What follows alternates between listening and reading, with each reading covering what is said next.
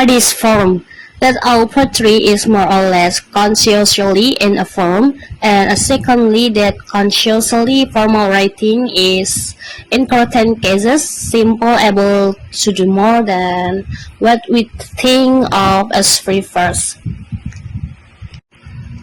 Of course, the same can also be argued about free verse in particular instances, but I will try to prove that this generally occurs because of principles we only discover through the study of form, that we can only say something meaningful about how such form work using the language of form.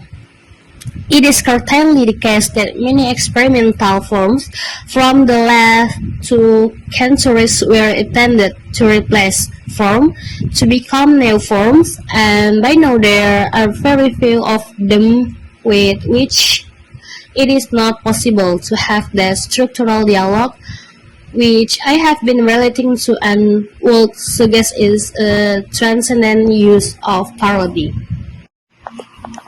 Here is a simple way of thinking about poetry. A poem is a list of words. Likely more complicated, a poem is an attempt to define one word. That is, the poem is the list, but some of the words on the list are more important than others.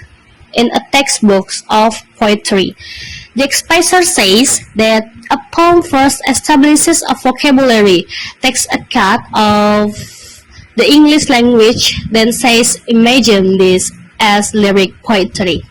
Similarly, William Carlos Williams, a poem is a small or large machine made of words.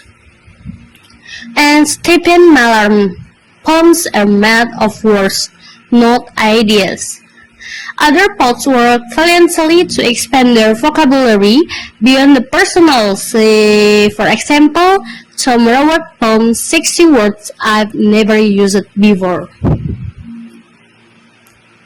Most people, poets included, use a few words, a tiny piece of English, over and over in every conversation and in every poem. One essential formal feature in new poetry is collage, which means that the compositional unit is not the individual words or something similar, such as a part word, but a larger prefericated language piece, often called a fragment. The price name for a poem that incorporates only pieces of other text is montage. However, the terms collage and montage are also sometimes used to make another usable diction. Collage designates a spatial arrangement of fragments for visual effect. Montage designates the arrangement of fragments in chronological sequence, that is, the order of the pieces is the order in which they should be read. The text then provides a series of creative writing exercises, encouraging readers to explore different ways of approaching writing, including collaborative reading experiments, dream-inspired poems, and variation of traditional poetic forms.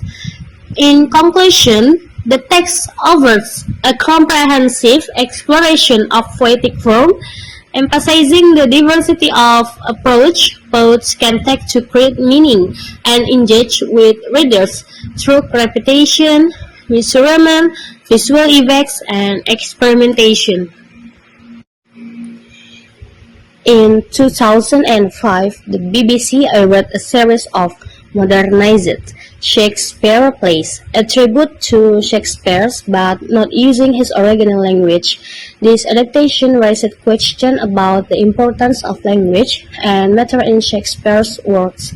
Contemporary versi dramatics face challenges in a world where language is often seen as a tool and matter is not widely understood.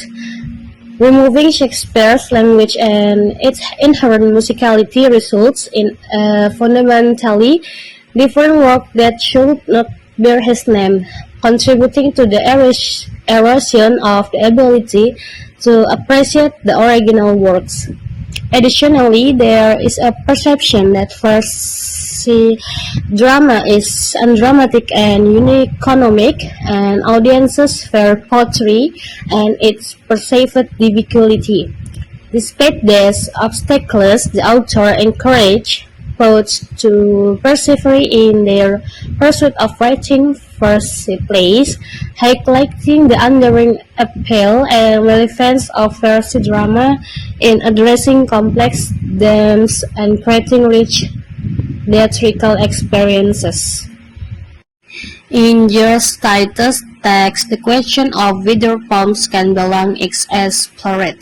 The idea is presented that long poems are often seen as a series of interconnected short poems rather than traditional narratives, with C.S. Eliot's The Wasteland. As an example, the definition of a lyrical poem is discussed. Typically ranging from 6 to 40 lines, means convey significant experiences beyond mere description. Distinctions are made between long poems and poem sequences, where the former often involve epic themes with goods and supernatural elements, such as the Iliad or the Odyssey. The influence of film syntax on long poems is noted, suggesting that narrative devices from film may find and place in poetry.